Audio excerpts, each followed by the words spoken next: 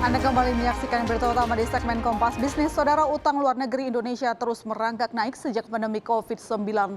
Bank Indonesia mencatat pada Agustus 2020, utang luar negeri Indonesia berada di posisi 413,4 miliar dolar Amerika Serikat. Terus bertambah sejak Maret awal mula pandemi COVID-19. Angka ini, saudara, juga naik setidaknya 5% dibandingkan dengan setahun sebelumnya.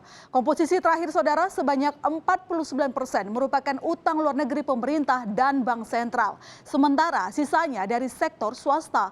Selain penarikan neto utang, bertambahnya utang luar negeri, khususnya utang berdenominasi rupiah, juga didorong oleh penguatan nilai tukar rupiah terhadap dolar Amerika Serikat. Nah, pada Agustus, saudara, utang luar negeri pemerintah tercatat 200,1 miliar dolar Amerika Serikat. Pertumbuhan tahunannya lebih tinggi dibandingkan dengan pertumbuhan Juli kemarin. Kita lihat 5 teratas prioritas belanja pemerintah jika dilihat dari komposisi utang luar negeri.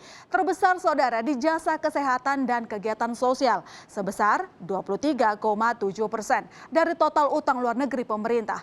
Disusul oleh konstruksi, jasa pendidikan, administrasi, pemerintahan, pertahanan, dan jaminan sosial wajib, serta jasa keuangan dan asuransi.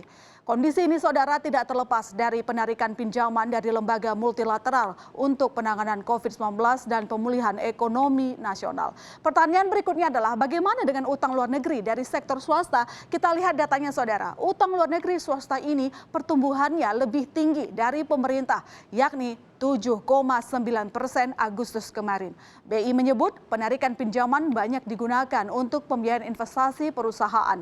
Sekitar 77% terserap dari 4 sektor usaha ini. Terbanyak, saudara, pada jasa keuangan dan asuransi. Lalu disusul pengadaan listrik, gas uap dan udara, pertambangan dan penggalian, serta industri pengolahan. BI menyebut struktur utang luar negeri Indonesia tetap sehat dan dikelola secara hati-hati. Rasio terhadap PDB di posisi stabil 38,5% dari didominasi oleh utang jangka panjang.